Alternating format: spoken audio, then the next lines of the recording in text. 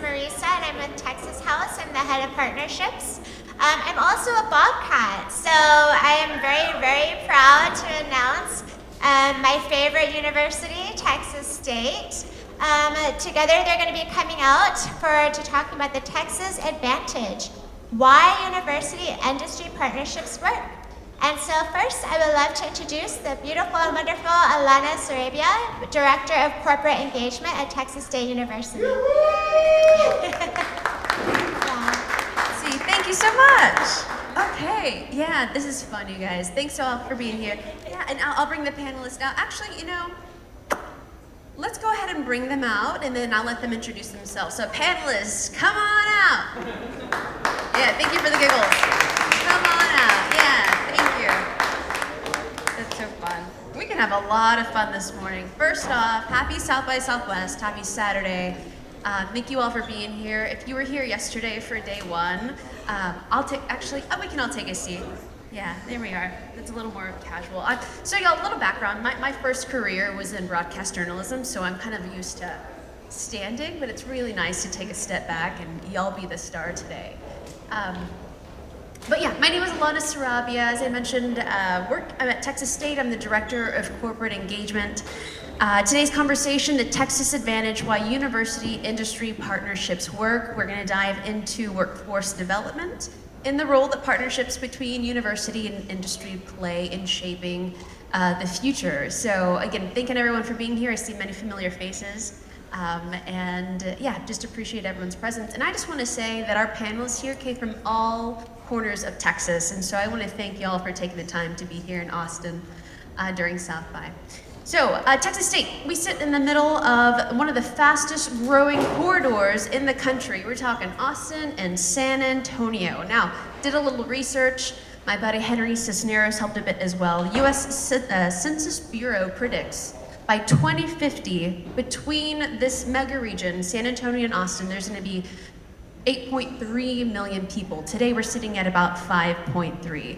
Now our friend Brian, who just sat here a moment ago from New York Stock Exchange, mentioned that there's about 30 million today in Texas alone. So for a bit of perspective, we're growing fast. Texas State is right in the middle of all of the excitement. So this puts us in a great position for collaboration between higher education and industry. Clearly, it is more important than ever. And we're going to dive into some of our partners who are already ahead of the game. So today we're being joined by leaders from Keysight Technologies, RBFCU, and Tech Systems, but I'll let them introduce themselves. Christian, we'll start with you. Tell me about where you hail from and a little of what you do. Sure, absolutely. Thank you for having me here. Glad to be a part of this panel.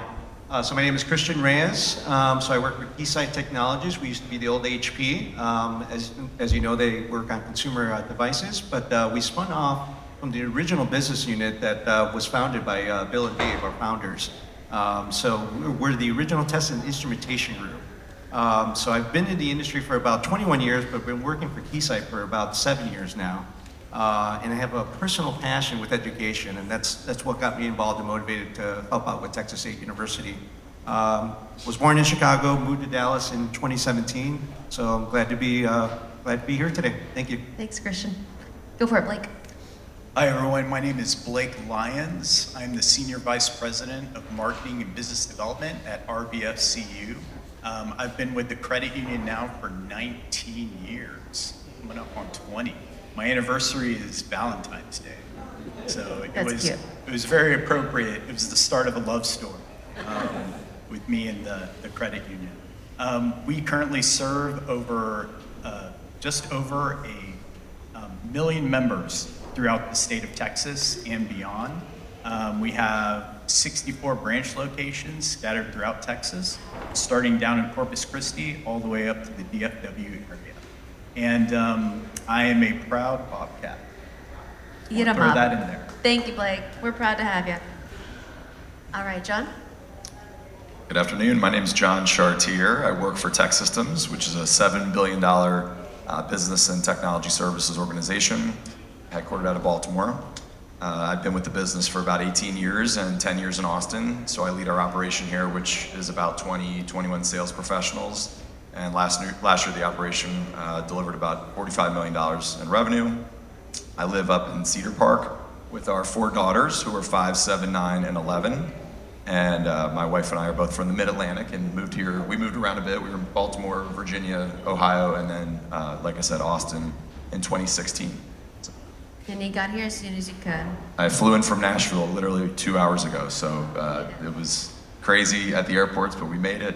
And I guess my representation is through the Professional Sales Center at Texas State University, so the originally Vicki West and now Linda Alkire. So very, very grateful to be here, and thank you, Alana. Yeah, thank you for making the time. Yeah, you've been up for a while. And 2 busy airports, guys, give that man a round of applause. That is commitment to be a part of this panel today. All right, let's dive right into it, guys. We're going to start with one question for everyone, and then we'll go into more individual questions. Texas State has grown significantly in the past few years, particularly in research, industry collaboration, and preparing our workforce talent. From where you sit in your industry, what opportunities do you see ahead for universities and companies to work together in this mega region? I'll start with you, Christian. Yeah, thank you. Well, the possibilities are infinite, but the biggest one that we see right now is the opportunity to explore a consortium. So we're looking at partnerships with LSU and University of Houston that's forming like the core partnership with Texas State University leading the way in that group. So Keysight wants to be a part of that. We've always been a proponent of education, especially within engineering curriculums. But the idea here is to actually elevate the talent pool. And so we want to create a talent pipeline from high school, perhaps even middle school, into community college. And then from community college, give the students an opportunity to select, well, whether or not they want to join the workforce immediately or continue the 4-year degree program at that same community college with this group of partnerships. So Texas State has already implemented this phase already with Collin County Community College, and Keysight was a big proponent of that. And the whole idea is to lower the barrier of entry. So now the student, most students right now, they tend to view their degree program as an ROI analysis, right? So what is the return on investment for my diploma?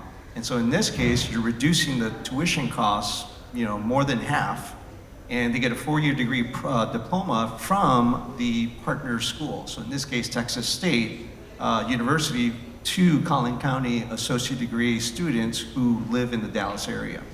So in fact, I was at a few high schools a few weeks ago, and I'm getting a lot of interest from the ISD schools like in North Texas, and the reason being is that you have the semiconductor corridor. So you have TI in Sherman, and then you have Samsung not too far in Austin.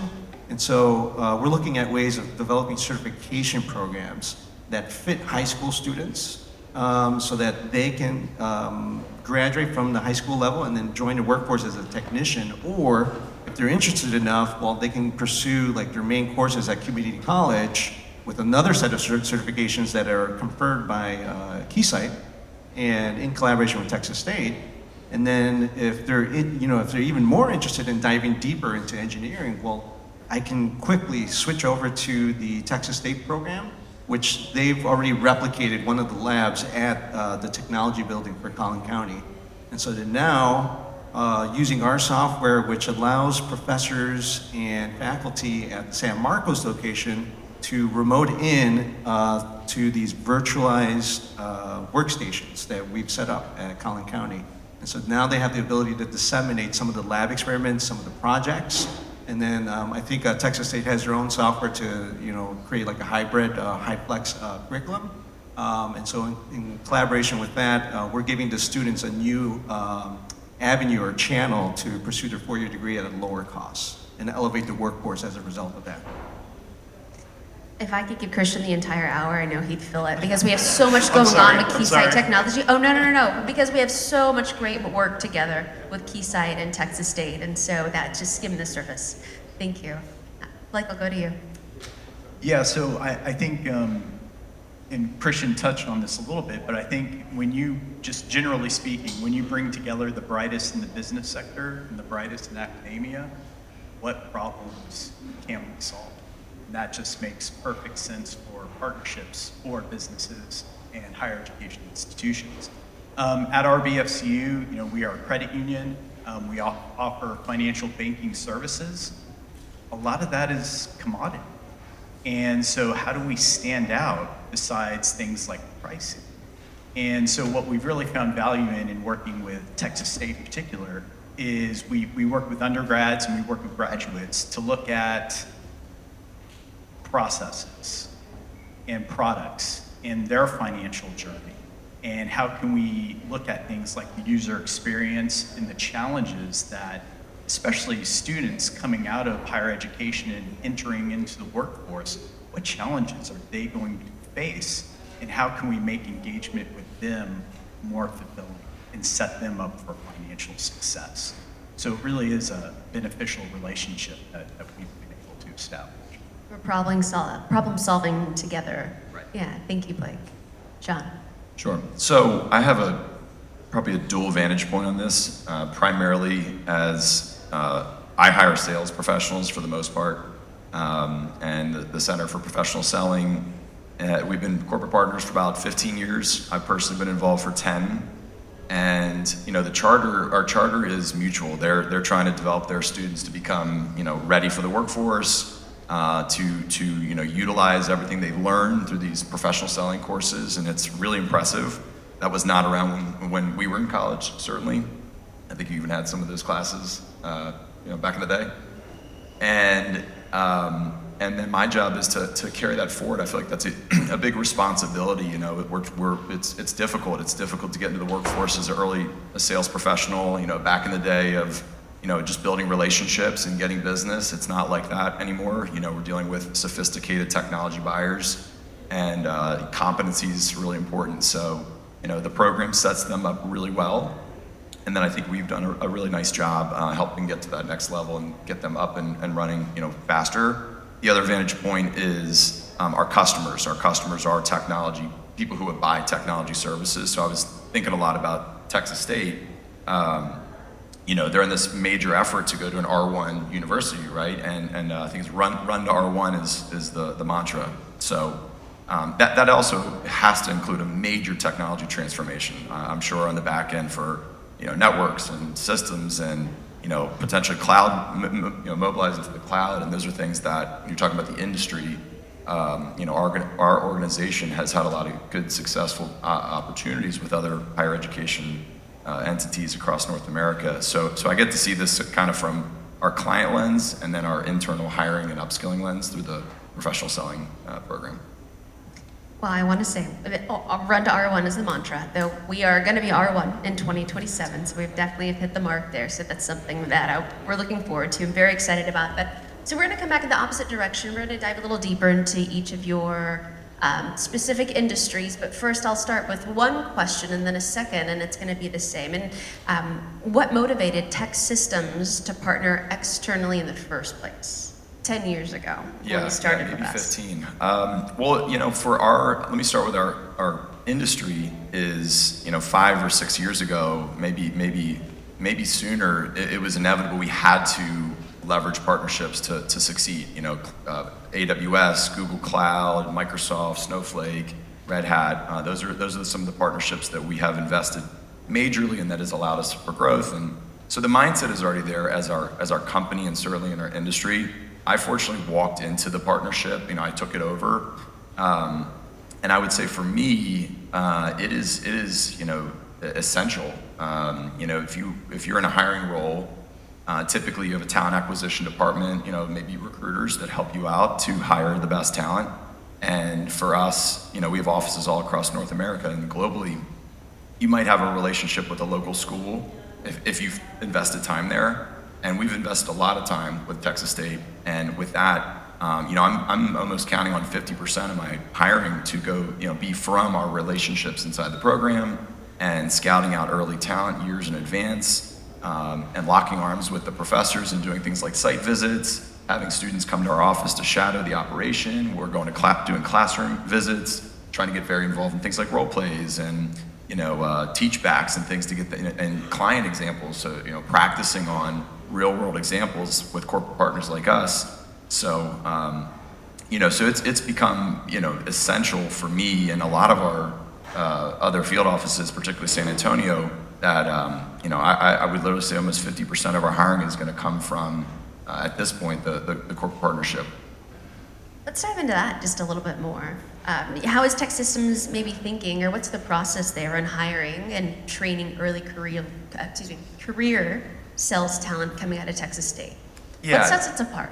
Yeah, they're ready. They're ready. It was funny. I was writing this down, and I was very happy to see all the gear in here, so I can say this.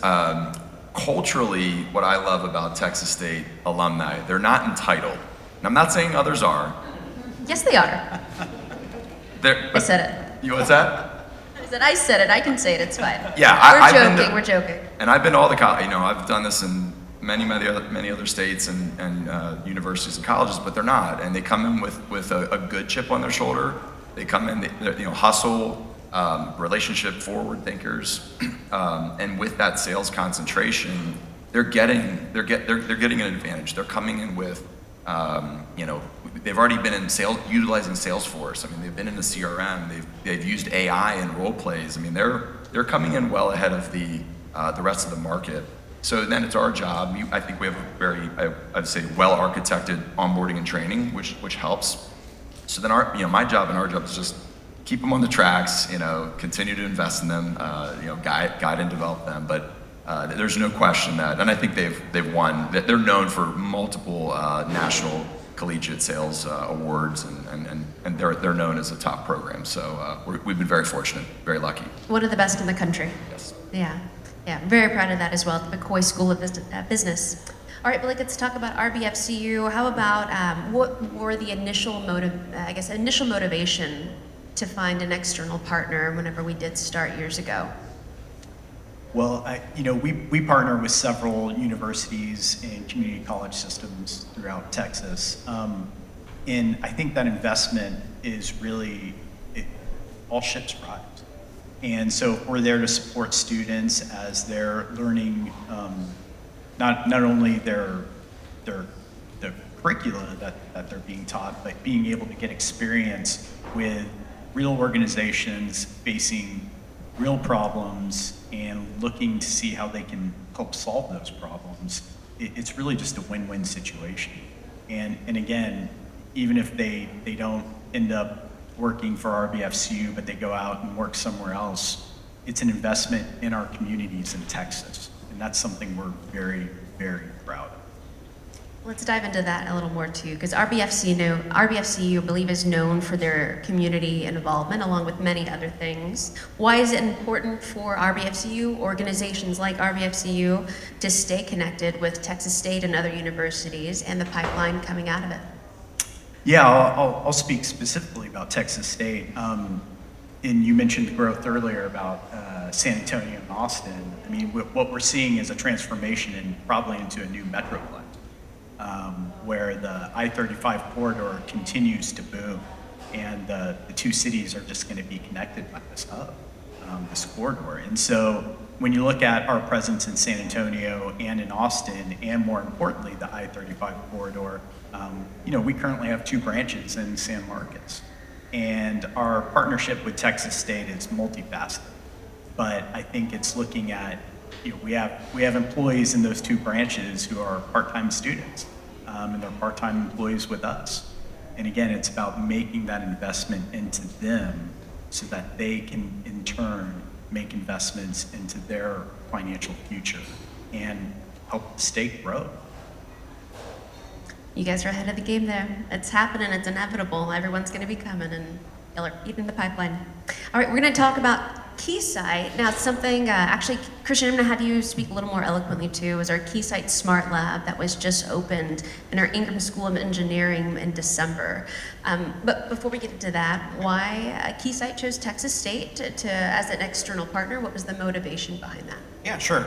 So we have a tagline in our corporate culture, and so that's accelerating innovation to connect and secure the world. And so we use our hardware and software in a very unique way to achieve that. And so we're always looking for partners, primarily industry, but then also education, to see if that fits in within our framework. So that reminds me, I remember last year we did South by Southwest as well, and we had a panel, and one of the panelists was the engineering manager of Starlink in Bastrop. His name is Christian Bakos.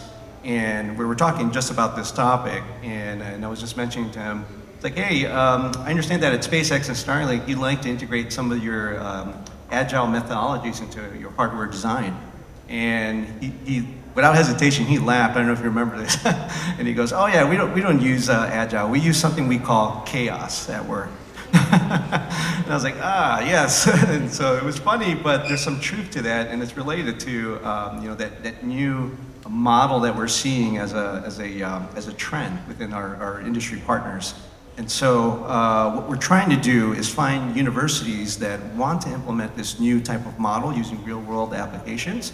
And in effect, what's happening is we're helping the students compress the design cycle, helping them learn to achieve that result, and then shifting it to the left.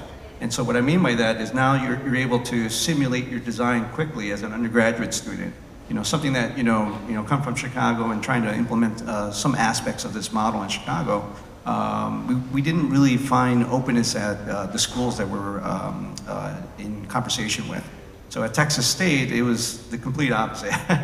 Moving to Dallas in 2017, not seeing the same infrastructure that I was accustomed to in Chicago in terms of economic development yet, and then also some of the promotions of the educational programs that they have in place, especially related to innovation hubs and incubators. Now I'm seeing that acceleration in growth since 2018, 2019 in Texas. And so Texas State was leading the way in responding to us and engaging with us with that humility and openness, I would say. But then, on top of that, we would love to continue that development and help the student design their prototype or their proof of concept so that they're taking into account some of the AI tools that are available. And so, in effect, what you're trying to do is connect the two data sets from simulation and hardware, communicate it through our platform, our instrumentation and software platform, and then help them understand how to manufacture that. And so now that's what I mean by shifting the design cycle to the left, is that now you're giving them the ability to virtualize their design. They have multiple test points that they can manipulate. They're very fungible variables that they can move around. And then that later on leads to collaboration between industry and education. And I'll talk more about that later. Let's just do it right now. Nope. Yeah, let's just do it right now. As I mentioned before, we just opened a Keysight Smart Lab within our Ingram School of There you go. Engineering. Yeah. Students have access to industry standard tools for areas like semiconductor, wireless technology. Yeah. Elaborate on the importance of having that type of hands-on experience for our students who are stepping into the workforce. Absolutely, yeah. So at the event yesterday that I was a part of for this discussion of possibility of having a consortium, that was one of the main debates in the conversation is the practicality versus the theoretical, right? And so the principles of science, technology, engineering, and math have never changed and will not change. But the implementation and the application of those principles have to change. If there's innovation, then that will change over time. And so what we're doing at Texas State with the Smart Lab is to introduce the students to that design model that I mentioned, but then also supplementing that with industry certifications that Keysight confers to the students. And so these are technology specific. So we're going to start off with IoT certification, so that's going to be the first one. Right now in the middle of training some of the faculty members to go through our courseware and some of the projects that we recommend. And then the students are going to utilize our development board that's designed for an IoT network. And so this is like a mesh network that's right in front of them on their desk. And the idea is that that's communicating with our instrumentation so that it's optimizing some of these test plans so the student is aware of how they can automate those measurements later on in manufacturing. So that's the first phase. The second phase is a semiconductor certification program. And so in that case, we want to prepare the students for an entry-level position for any of the semiconductor companies like Samsung, TI, like I mentioned, AMD, NXP. And so by doing that, we're actually allowing some of our instrumentation to network with other instrumentation and having the same software simulator communicating with each phase of that hardware instrumentation. So the idea is we expose the undergraduate student to like a very basic or simple version of a test set that they would need to do validation testing for a semiconductor design or a wafer. And then since that same software is being used by our mid-range and more complex instrumentation setup, they can quickly move through that progression. And so now you have a sophomore or a junior that's moving into a highly complex and advanced parameter analysis. And then we're going to finish that off with automating those measurements for the manufacturing floor. And so now the student from freshman to their last year of their 4-year degree program is well prepared for that area of specialization. I can go on. No, so well, these students that are fortunate enough to work with the Keysight hardware and software are going to leave Texas State with a very specific and valuable set of skills. But let's talk about RBFCU and maybe the type of skills that y'all might be looking for stepping into your industry. Yeah, so I think our team in particular, what we're really looking for is people who are data-driven, and it's looking at how we can utilize that data to make informed decisions, and of course look at user experiences in order to better define how we can differentiate ourselves in the financial services landscape.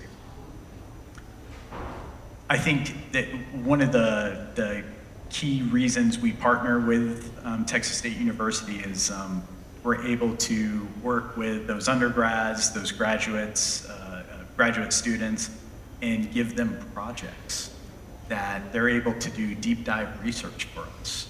And here's a little secret. Getting college students to do research for you, market research, is really, really cheap. And so selfishly, we're able to pass along some projects that too, maybe we can't tackle on the day-to-day. And through the partnership with Texas State, there's some fulfillment from a grade perspective. And then of course, there's output for us to take a look at and consider as we continue to evolve our product and service offerings. We love a good senior design senior project. Mm-hmm. So if anyone here might have one in mind, you heard it from Blake, it might be cheap, but we always love a sponsored senior project too. So feel free to send it in. Absolutely. Yeah. So yeah, thank you for that. But on the same theme of skills, let's talk about that in tech system. From what you're seeing in the broader tech industry, what skills are you looking for right now as you're growing these teams? Well, yeah, this will be, again, I can take it from two different angles. One, what we're hiring for internally, or what I would be hiring for is again, sales professionals, and then what our customers would be needing our partnership around is building and scaling technical teams. So the semiconductor caught my ear, Christian, because that's obviously incredibly fast growing. It's been around forever, but the talent demand is not there. So that's really exciting to hear that, because you're hearing some of those scenarios where Samsung's opening up schools nearby and trying to cultivate that early talent.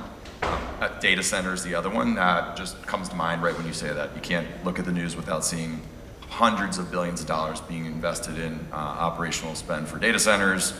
Abilene, Texas is now the next mothership for data centers, or many data centers.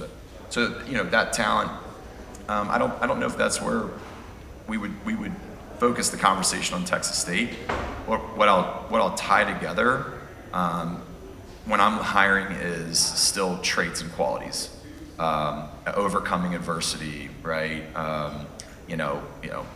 Goals driven, hardworking. The same thing that it always has been and always will be.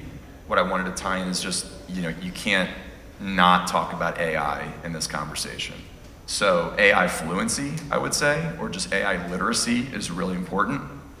And I have kids. I can give an example of my oldest daughter. She's in math class that has already surpassed my math knowledge, and she's in 5th grade, which is embarrassing. So the other night she brings home some homework, and her mom, who is good at math, is not around. So I used ChatGPT, of course, like we all would, and but I didn't give her the answers. I was able to utilize it in a way that it coached me back so that I could coach her to make sure she learned the content and understood the problem and understood the work to get to the problem. So I say that example because what can't happen in the workforce in sales or in any of this is we just depend on AI to get the answer. So I had a really cool story of a young sales professional interviewing, and we're interviewing over Teams, and about halfway through the interview, he said, hey, could I actually utilized AI, and I took your company, and I took what I think a customer might be, and I played around and came up with some messaging, and I came up with what I think a use case, a client use case would be. Can we talk about that? And I was just blown away by that. I'm like, wow, this is the new world of where we're going. This is, these guys and gals are learning sales, they're learning all the right things, and now this workforce is coming with that skill set that we got to catch up to, and I am, trust me. But I thought that was a really cool example, a powerful example of, you can't just get told the answers, and we can't just default to things like Claude and Copilot and to just skip. So developing the right behaviors, developing the right talent, as well as then tacking that on. I was thinking about the cheap marketing. Probably won't need the cheap marketing anymore because you can run that through Claude and probably have a really great outcome in 30 seconds. So. Well, if I could piggyback off that, you bring up a good point about we have all these tools available to us and all this information. But I think one of the main skill sets that graduates need to have entering in the workforce is being able to communicate that in a clear and concise manner. And so a lot of that is just through interpersonal interactions, being able to take all this content and tell a story. And if I could give advice to any student out there, I think it would be, if you have a chance to do a presentation, do it. And do it over and over and over again. Because personally speaking, when I was at Texas State, I was terrified of presentations. Now I give presentations all the time. And I think that has been able to get me to excel in my profession, being able to take on that job. So communication, telling a story is paramount. Can I contribute to the conversation? Oh, thank you. It just reminded me of a situation. So in 2010, I was invited to do a small little seminar or workshop for homeschool families. And this was a group of like 6 to 8-year-old students. And so I bring in, this was the first time I did this, so it was brand new to that, to me. And so I brought in a small little computer board. It's called the Raspberry Pi. Connected that to a sensor and then a little switch that they can move around. Made a little simple Python code, and I'm describing this, thinking to myself, oh, they're not going to get this. It's going to go way over their heads. And no, lo and behold, like 3 or 4 students came running up, and they knew how to interact with the hardware, and they had this innate intuition of how the software was changing based on moving the hardware. I was like, whoa, I was embarrassed too, to your point, John. I was like, you were more advanced at a 6th grade or 6-year-old level than I ever was, because I'm just barely, learning some of these systems. And so anyway, that was a great lesson in understanding that the younger generation of engineers, they have this intuitive adaptability to technology. And I talked to many companies from Chicago and Texas, and they all say the same thing that resonates with them. They always ask me, well, how can we tap into that?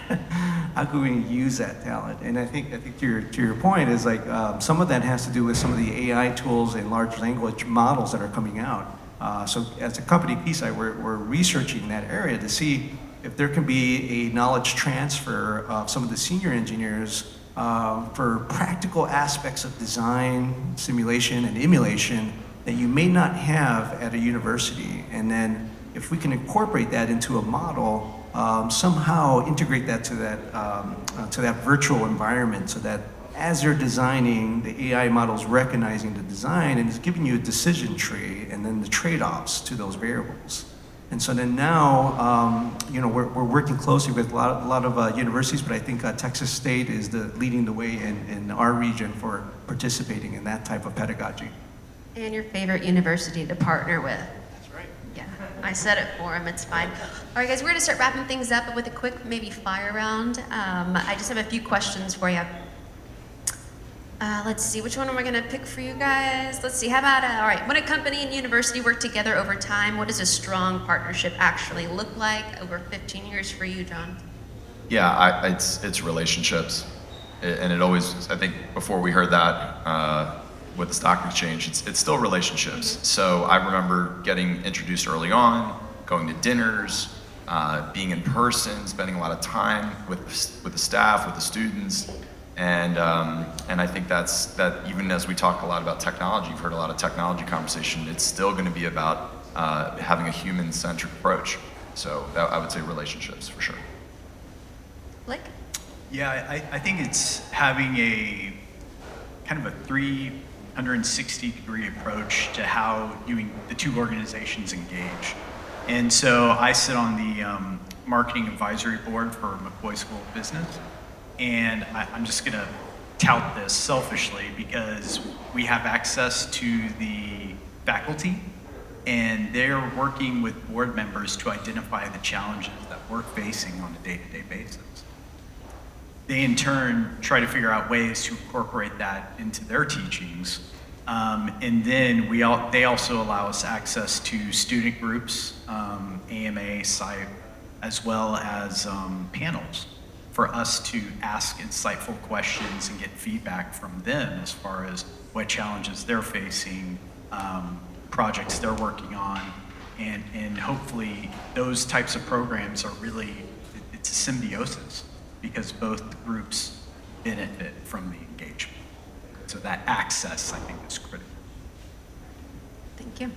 Yeah, I would say trusting collaboration. So we have a program where we're working with professors to try to implement beta testing for some of our instruments. And the other thing that we're looking at is how do we take some of those unique ideas and then commercialize that. And so there's been a lot of spin-offs at other regions in the U.S., but I think Texas is ripe for that, and that's why I think Texas State is leading the way in that area. Now, Brian mentioned before from the New York Stock Exchange, you mentioned as well, John, it's about relationships, and that's a bit of what I do, relationship building, but y'all got here before I did, and so if you would give everyone some insight on how your partnership with Texas State started, and to ensure that it also makes sense for those who might be interested in partnering with Texas State. Now, I'm going to stop real quick before you answer, because that's actually my job. You can just reach out to me.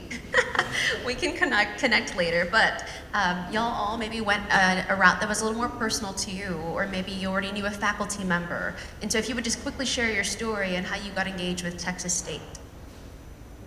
Go ahead, Christian. Sure. Yeah, thank you. So for me, it was a little bit easy because my predecessor was already working on a project when Texas State was constructing Ingram. So this would have been 2018, I believe, 2017. I think they were already evaluating a lot of our systems, our solutions, and then trying to get exposure to some of our educational programs that we promote. And so when I came into this role in 2019, COVID hit, so there was no in-person meetings, but I started the dialogue, or continued the dialogue through virtual meetings, and then I think it was in 2022, maybe a little bit after 2022, I met Semi Aslan, Dr. Semi Aslan. And so from there, it just amplified our relationship. So he's been instrumental in the partnership, and he has that openness and understanding of industry. So he came from Motorola, I forget where exactly, but it was funny, yesterday during our panel at University of Houston, there was 3 chairs that used to work at Motorola, including Dr. Semi Aslan. So it was interesting to see that. But anyway, from that point on, we just started integrating more of those programs and then tapping into some of the areas of expertise so that we can leverage that together. So through a faculty member, Yes, and if that's an easy route for you, just something that's seamless and natural, then that's a great route as well. How about you, Blake? Yeah, the enterprise level with RBFCU, the relationship with Texas State existed well before I came on board, 19 years ago. We, of course, have 4 executive team members who are all alumni, including our CEO. And our HR team always has recruiters on campus looking for talent. But personally speaking, we hosted a Texas State externship on our campus in San Antonio where professors, faculty from Texas State came down and learned about us. And I had the privilege of presenting at that externship. And lo and behold, that was followed up by some of the faculty there asking me to come present to their classes. And that eventually led to the invite to join the marketing advisory board for McCoy. So that's kind of how my journey started. Do you remember? Well, I walked into it, fortunately.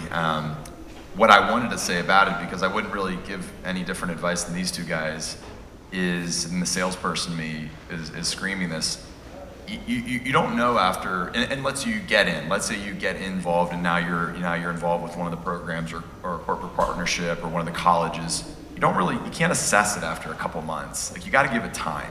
You gotta, it took me probably 2 or 3 years to really stand out from some of the other existing corporate partners. And just like anything, it takes time, investment, consistency. You have to put effort into it. So I kind of want to take the other side of the question and say, hey, it might not be that hard to get in and get involved, but it's all about what you put into it is what you're going to get out. And I think that's the key. And in the world today of, kind of rapid, fast expectations and instant turnaround, you're cultivating something hopefully built to last. And that's the point I wanted to make, more importantly, to me. Put yourself out there as much as you can. Yep. Well, that's the hope for Texas State as well. Longevity is long-time partnerships. Guys, I want to thank you all for being here. I want to thank our panelists again from coming from, Dallas, San Antonio, Austin right here, and Houston as well. So thank you guys. We really appreciate your partnerships with Texas State. Stick around. We're in it for the long game, and we appreciate you guys. They're going to be around for a bit. If you'd like to come and ask them some questions, I will as well. If by chance you want to be a new partner with Texas State University. So thank you, Texas House, and that's our panel. Thank you. Thank you.